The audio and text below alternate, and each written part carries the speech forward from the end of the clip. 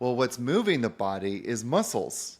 Muscles do two things. They move bones and they stabilize joints. And when muscles don't work properly, aka they don't stabilize joints, then the result is inflammation. And inflammation is actually what is causing people pain. And once a person gets into that inflammatory process, it's really difficult.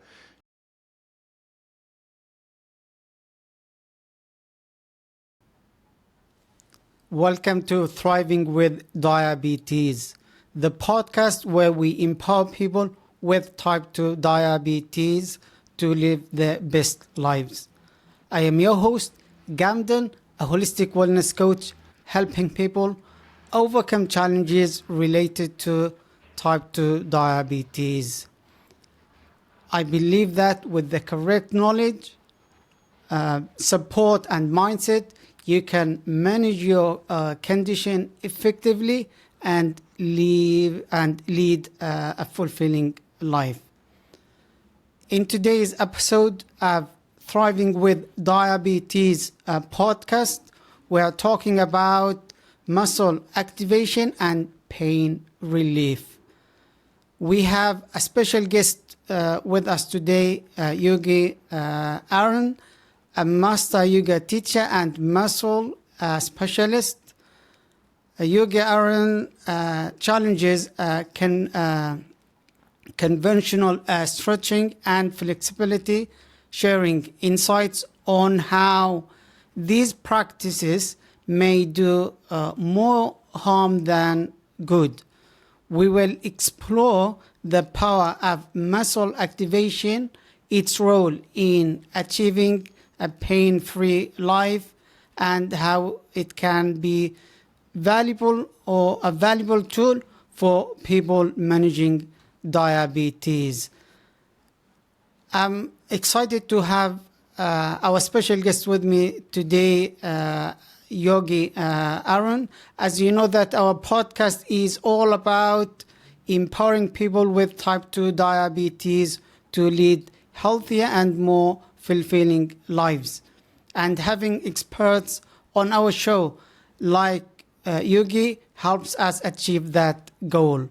It is always inspiring to learn about our guests' perspectives and experiences.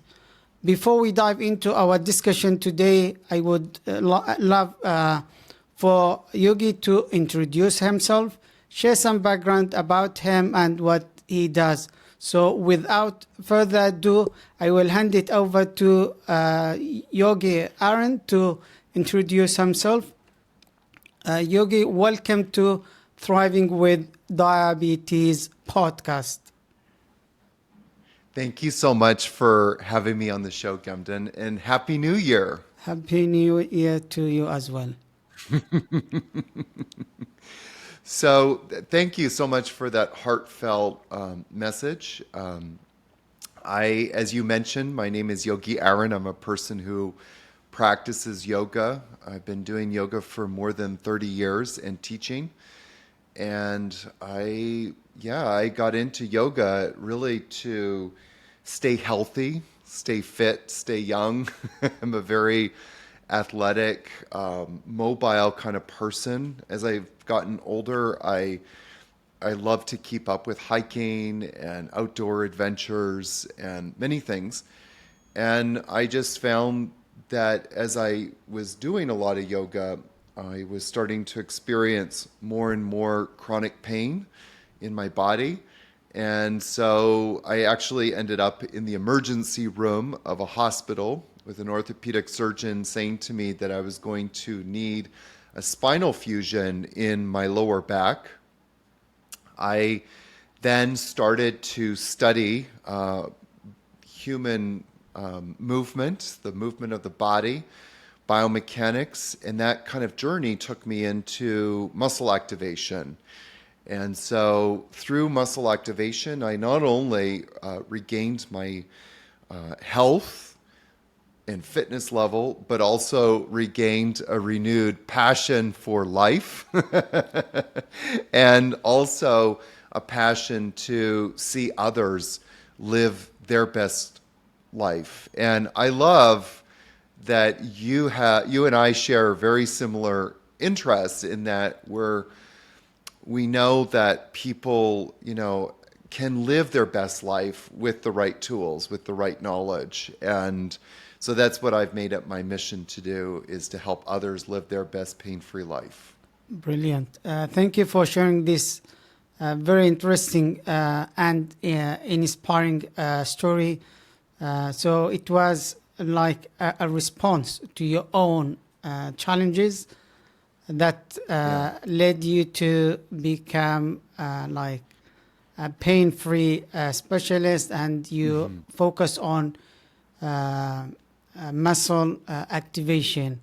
You have I have read some of your information on your website, and you have introduced a concept in yoga called applied yoga anatomy and muscle activation. So can you explain the core principles of yoga anatomy and muscle activation, and how they differ from traditional yoga practices? Sure. I think I'm going to answer your second question first. That a lot of traditional yoga teachers teach stretching as a pathway into yoga. And so there's a couple of things there to unpack, but one of them is that nowhere in the yoga tradition does it mention the need to stretch. It's maybe stretch the mind, maybe that's a little bit of a leap, but there's nowhere in the yoga tradition where we talk about the need to stretch or how much flexibility you have. Now, why there's so much emphasis on stretching and flexibility, that's a conversation in and of itself. But so that's first of all. Second of all, what I discovered is that yoga teachers are lacking in so much knowledge. And this knowledge appears, this kind of lack of knowledge appears when, say, for example, I don't actually know if this is true, but I'm going to use you as an example. You go to yoga class, Gemden, and you're trying to bend forward. The teacher says, bend forward, bring your hands to the floor so we can stretch the hamstrings and stretch the back. And so, Gamden, you can't touch the floor. Maybe you can't even bring your hands to your knees.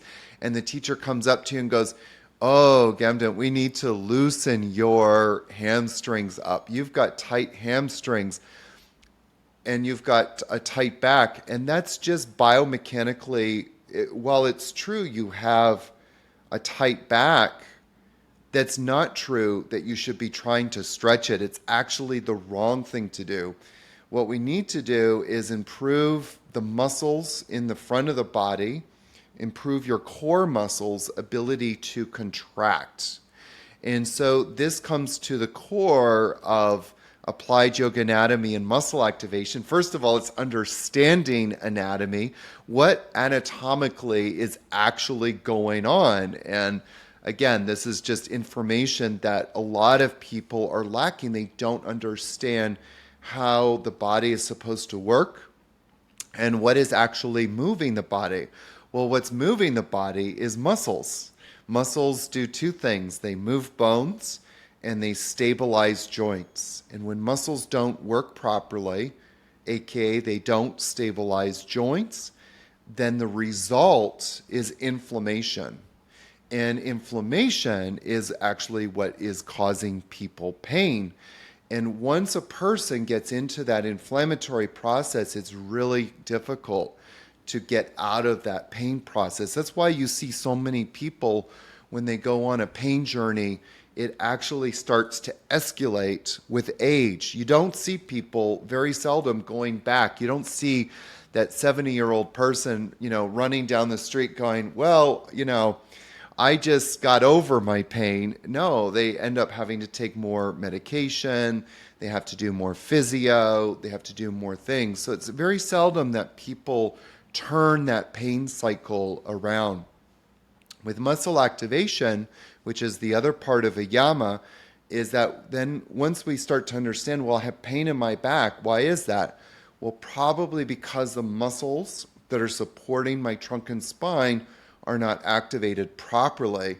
So now with the knowledge of what those muscles are, I can start to actually go in and make sure that those muscles are working properly and get out of that pain cycle. One of the things that's important to understand too is that pain in the body is like the check engine light of the car. So, in our culture, we kind of have this no pain, no gain kind of attitude, or we have this attitude of, well, I'm just going to ignore the pain. I'm just going to put my mind somewhere else. And you can do that. I was very good at doing that. Some people use this idea of my pain tolerance level is really high. And so a lot of us are good at ignoring our pain, but ignoring your pain is like ignoring the light that comes on in your car saying, service needed, get your engine checked. And if you keep doing that, if you keep ignoring it, one day the car's just going to stop working.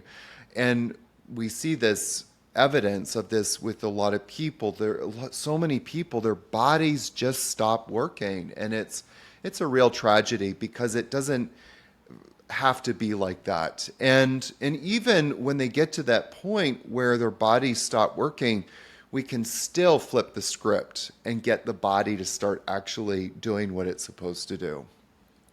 Brilliant. Very interesting information. You have mentioned two key points here. Is we need to know how our body functions. And the second one, when there is a pain, we need to pay attention to it, and we cannot neglect that pain. This will lead us to the next part of this episode. I found that you have mentioned, I'm referring to your website, you have mentioned the contrast between stretching and muscle activation. So they are not the same, as you mentioned. So could you tell us the potential drawbacks of traditional stretching practices and how muscle activation can offer a more effective alternative? I know you touched a little bit on this. Well, let's look at the example I was giving earlier. If you, Gamden, went to a yoga class and couldn't touch your toes, and you could barely reach your knees, and the teacher says, oh, we need to stretch your hamstrings. So the teacher might, give you a strap or something to pull yourself forward passively.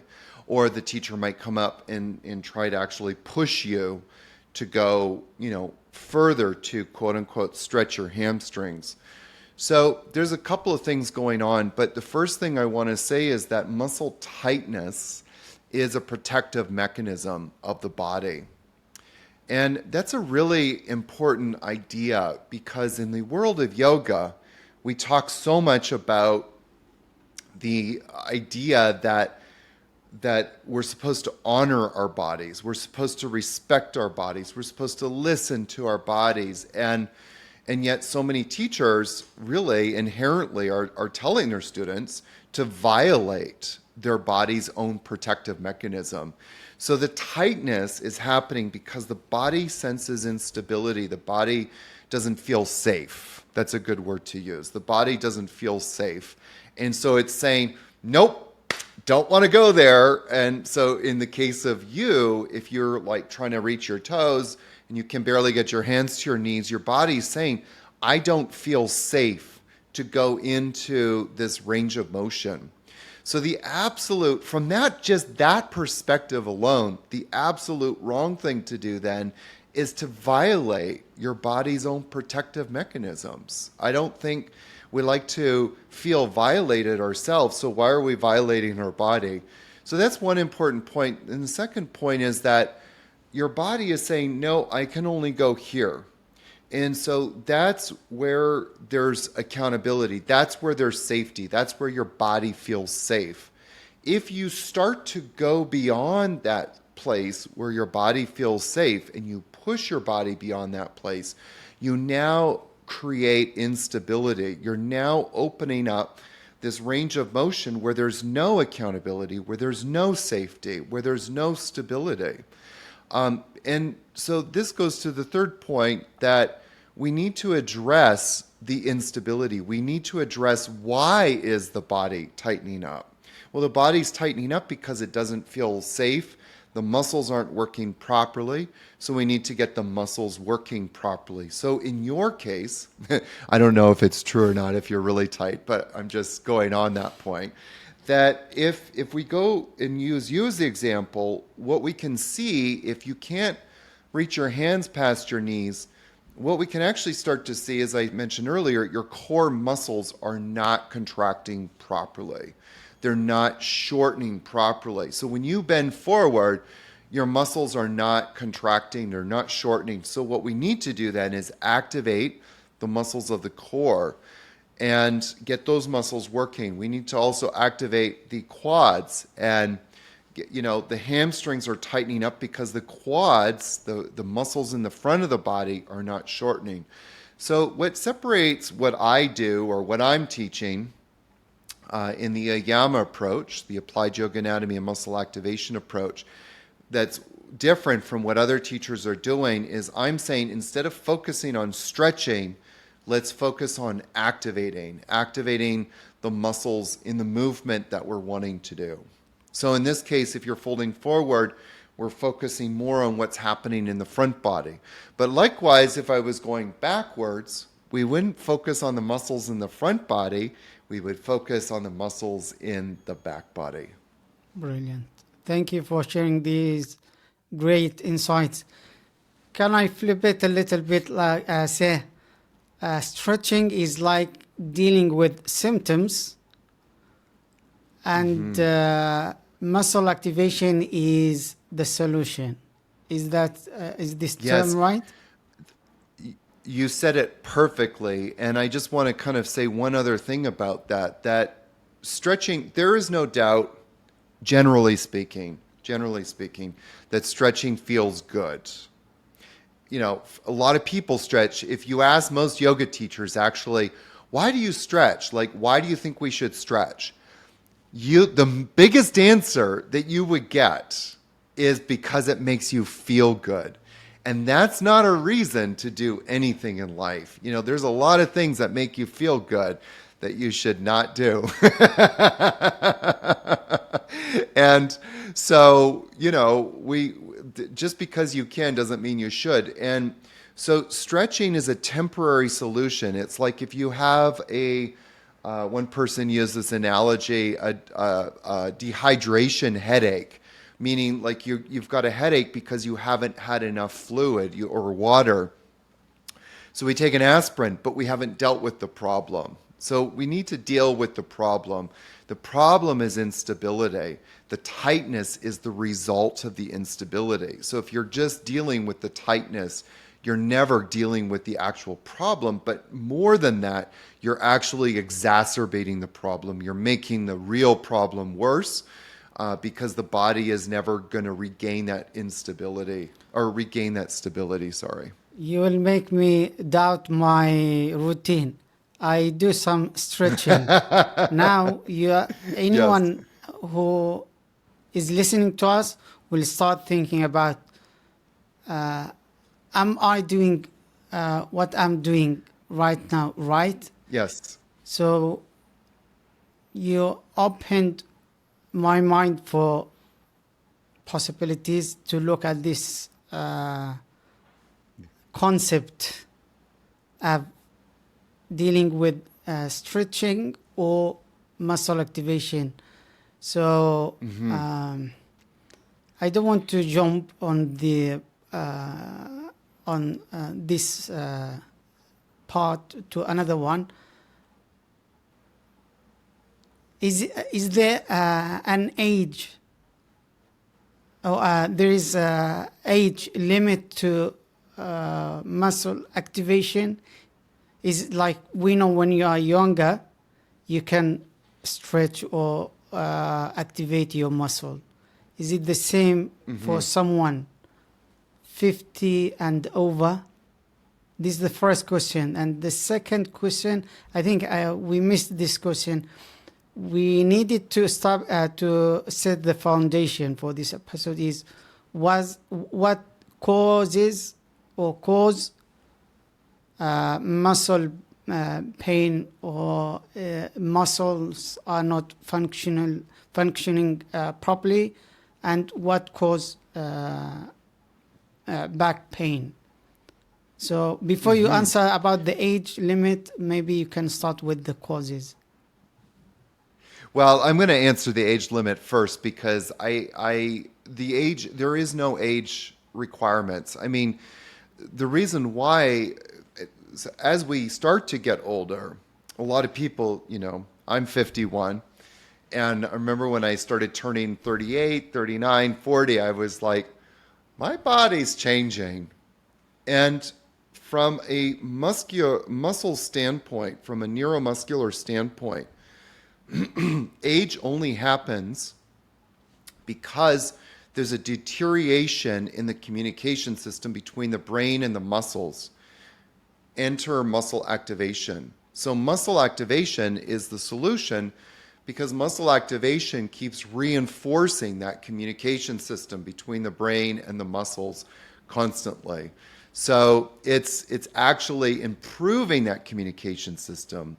And what I can honestly tell you is I feel stronger in my body than I ever have. Now, I do work out a little bit, but most of my workout is about reinforcing that communication system, strengthening that neuromuscular communication. So from that perspective, yes. Now you asked me about what is causing the pain and how can we have a solution, and you referred to like lower back pain. So why is there pain there? Well, I was mentioning earlier that the pain is the result of inflammation. And so inflammation is caused by a few things, but mainly stress. And it's important that people understand that stress can come from many different ways. I mean, you constantly hear people talking about like how stressed they are just from life. There's so many world events going on right now, so many things going on. That's a stress, and that's going to have a negative effect on the body, and that's going to create inflammation.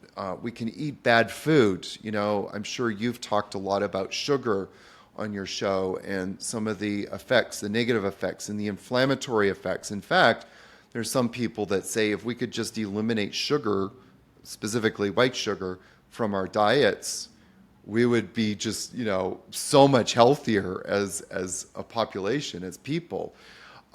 So that's inflammation. There's also inflammation, like if you're moving around, if you're exercising, if you're walking, even. Like you hear enormous reports of people, which I think some of your listeners will relate to. Maybe they go out shopping and they're walking and they have to sit down because they're in pain. Well, again, there's stress in the joints. And so that inflammation starts to have a negative impact on the communication system between the brain and the muscles.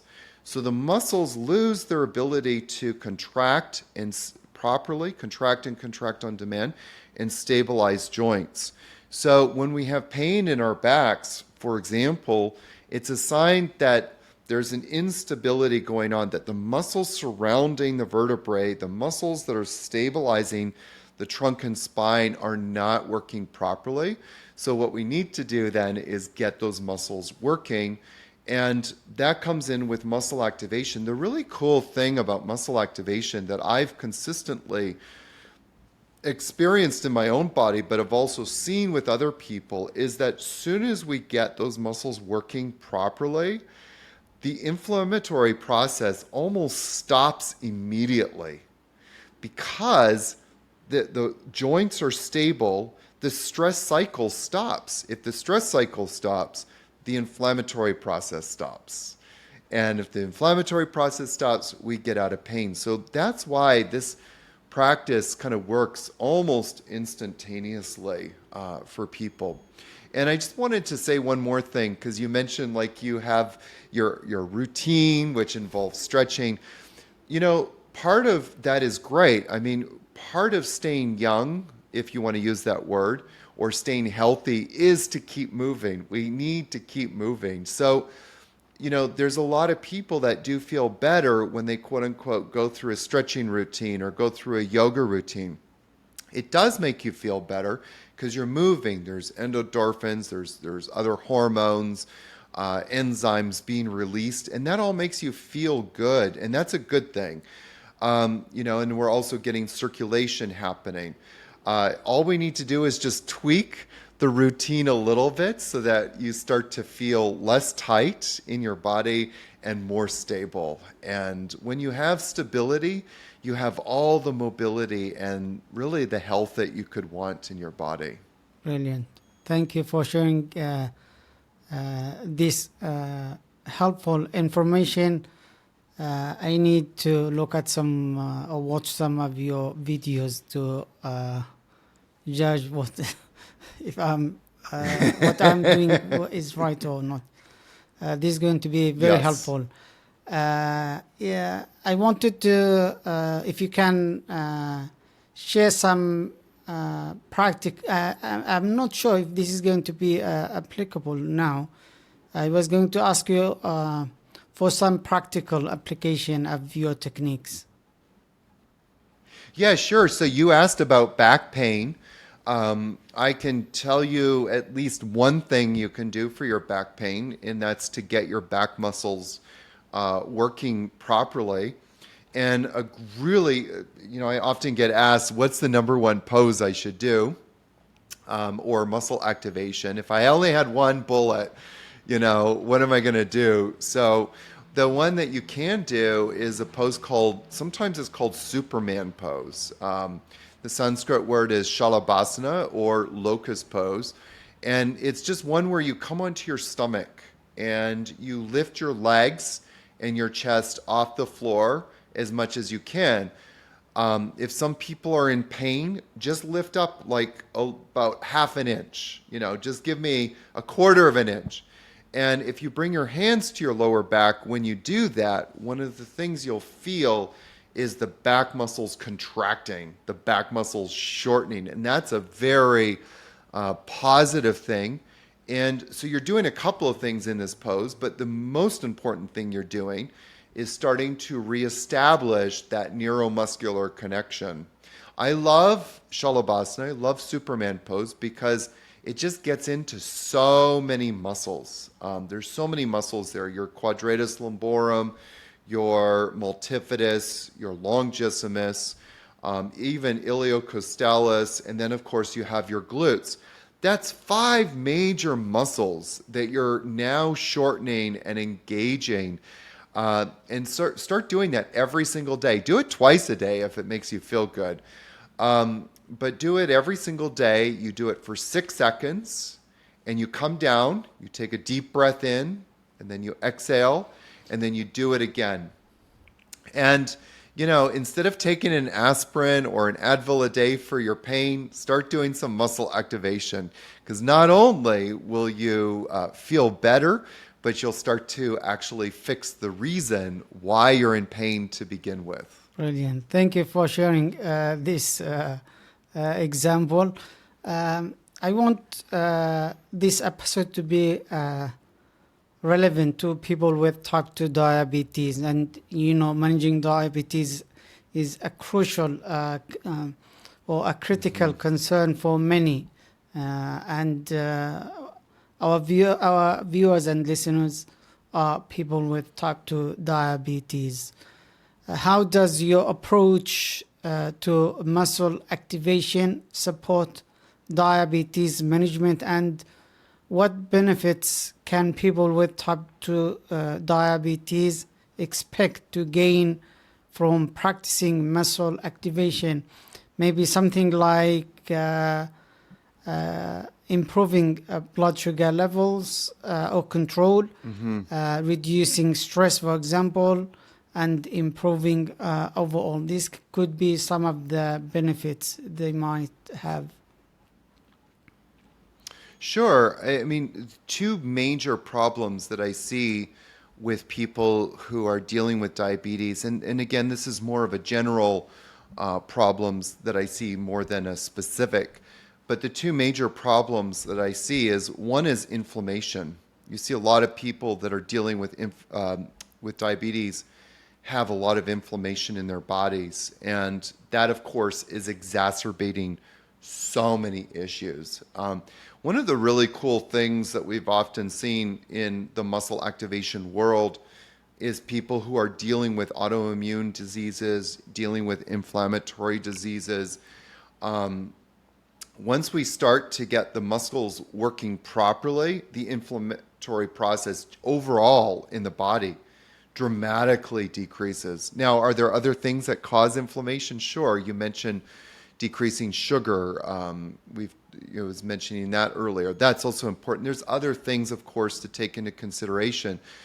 But getting the muscles to start working, and what I've seen, and this kind of comes to my second point, is that a lot of people that are dealing with diabetes tend to become lethargic. They stop moving. And a lot of them stop moving because it's painful to move.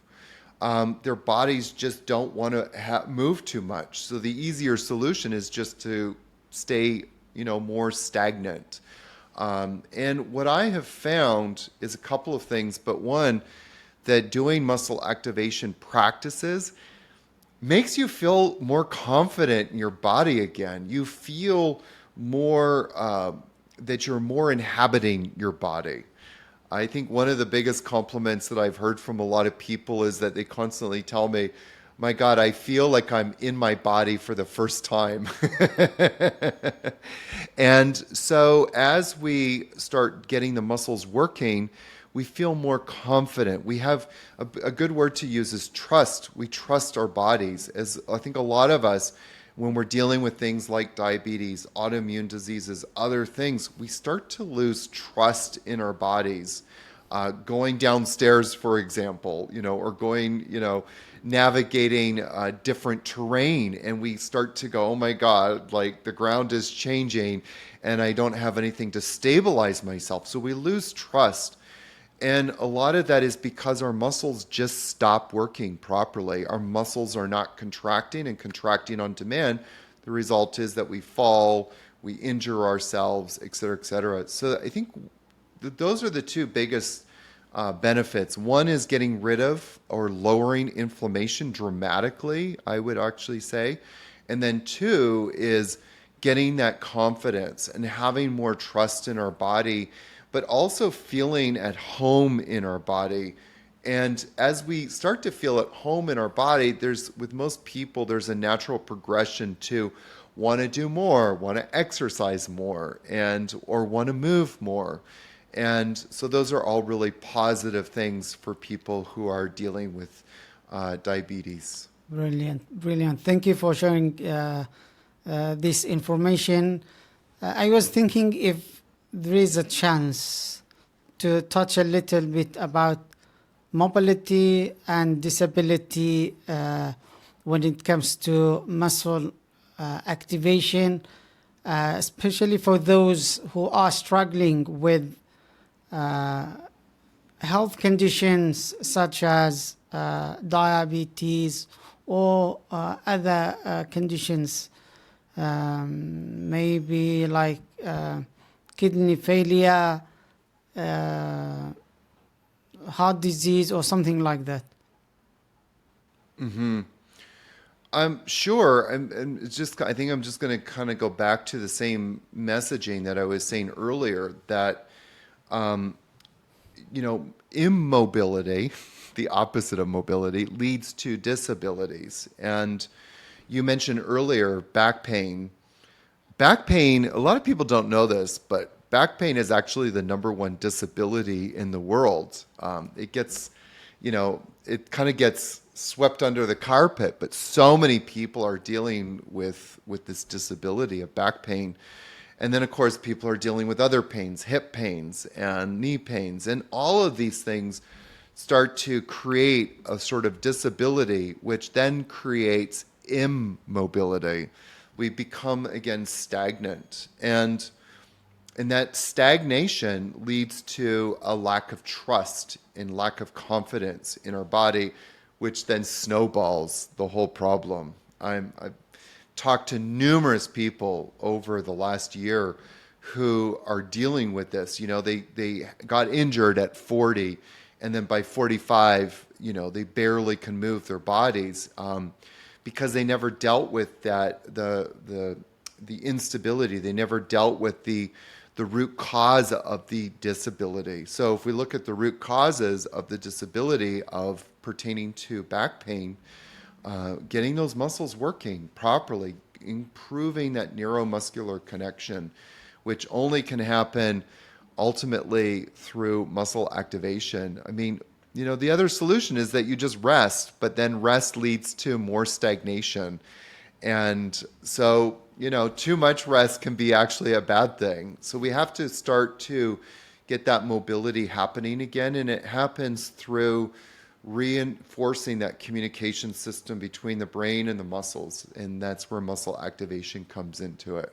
Brilliant. Thank you for sharing these great insights about mobility and disability. And when someone injured, especially someone 40 or over, you know, when we age, if someone like 50 years old and injured, that can cause a big challenge for him, either to move or to serve himself or herself. And you mentioned that resting is very important, but we cannot do it for a long time. It's like a balance. And this will take us to your book, which is, or the title called Stop Stretching. So your book explores a new approach to mastering the body and living pain-free. So can you share the main message and key takeaways from your book and how it complements your teaching philosophy? Sure, thank you. So Stop Stretching is people can find it on Amazon, and it's available. It's easy to access. It's on Kindle or paperback. And it addresses the root causes of why we're suffering pain in the body. It gives the solution, obviously, which is muscle activation. So that's kind of one part of it. The other part is, how do we start to activate those muscles? So earlier I was referring to the lower back, and I gave your listeners a muscle activation to begin practicing. It's one of the best poses that you can do. It's a great hack for so many things. And it can start to help. It can start to flip the script as we start to do that on our relationship to pain in the body. And I go through the major muscles of the body. So I just kind of gave like a few muscles: the glutes, the gluteus maximus, the longissimus, the multifidus. So these are major muscles, and a lot of people aren't aware of them and what they do and their importance. And so when we start to get those muscles activated, we begin to flip the script on our, relationship to pain and our pain journey. And that's what the book endeavors to do. So I go through the 7 muscle groups of the body. I know that there's, biomechanically more than that. We categorize them differently, but for the sake of AYAMA, and one of the things that I endeavor to do is simplify learning for people, because learning anatomy can be very challenging for a lot of people. It requires memory work, and it requires, you think about your grade 5, teacher, biology teacher, teaching you anatomy, and you probably recall falling asleep in class. And so my book endeavors to make it fun, interesting, and experiential so that people actually, oh my God, like I can feel my back muscles shortening. And now I know I'm doing something good for myself. And so I go through the major muscles of the body and teach people how to begin accessing them and how to start getting them stronger. Brilliant. Thank you for giving us an overview about your book, Stop Stretching. Is it in a digital format or paper? Yeah, it's in digital as well as paper, so people can get both options. Okay, brilliant. I have got another question for you before we finish this episode. What inspiring message or advice would you like to leave out with our viewers and listeners, specifically those who are struggling with type 2 diabetes? Yeah, I first of all, before I say what I'm going to say, I just want to remind your listeners that I too have struggled a lot with chronic pain. Even before I ended up in the hospital, I dealt with chronic pain for years, all over my body in different places, sometimes 2 or 3 places at once. And so I understand what it's like to have to stay in bed for a month, and because it's too painful to move. And I just want to just say that we can flip the script on your pain journey. It doesn't have to be like that. We have the tools to get you up and running. All you need to do is say a big yes to this journey and take the big leap forward. Brilliant. Thank you for sharing your inspiring message. How can people find you if they want to get in touch with you, learn more about you and what you do? Yeah, thank you. The best way for people to access me, honestly, is just go to yogiaaron.com, YOGIAARON, and I'm sure you'll put that in the show notes. And just kind of go there. I have ways for people to start accessing what I'm doing right away, and they can start to access, their own pain journey, and how to get out of pain. So I have different free things for people to access, or if they have back pain, knee pain, hip pain, neck and shoulder pain, and they can start to get the resources that they need to get out of pain right away. Thank you for sharing your contact information. Just about your website, I'm not sure if you have a training course, video based. Mm-hmm. Do you have? Yeah, most of what I offer is video based. I have a lot of online courses and trainings. I have a lot of videos on my YouTube channel. If people really want to learn more and learn the secret sauce, if you want to say that, to stay out of pain, they can do my AYAMA certification course. And the certification course is for people who are just like your listeners. Maybe they're just regular people and they just want to learn more about their bodies. It's my heart and soul is in that course, and it takes people on a really important journey of their body to learn how their body works and how to live their best pain-free life. Brilliant. So you help people from different levels, either beginner or professional.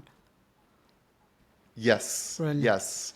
And I teach people who either just want to help themselves, and I also teach people who want to help others. Yeah, okay, very interesting. Thank you for sharing that as well. Is there anything else you want to say before we wrap up this episode?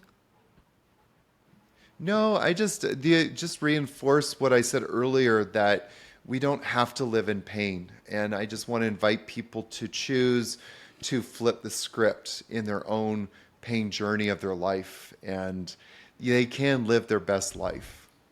Brilliant. Very interesting episode. I learned a lot. So first and foremost, I would like to express my sincere gratitude for our amazing guest, Yogi Aaron, for generously sharing his time, expertise, and insights with us today. Your contribution has truly elevated this episode, and I deeply appreciate your information you have provided. I want also to thank every one of you, our dedicated viewers and listeners, for being a part of this episode. If you are looking for additional assistance on your health journey, I encourage you to book a discovery call with me at onenessimpact.org. During this call, we can discuss your needs and explore how I can provide a personalized assistance while addressing any questions you may have.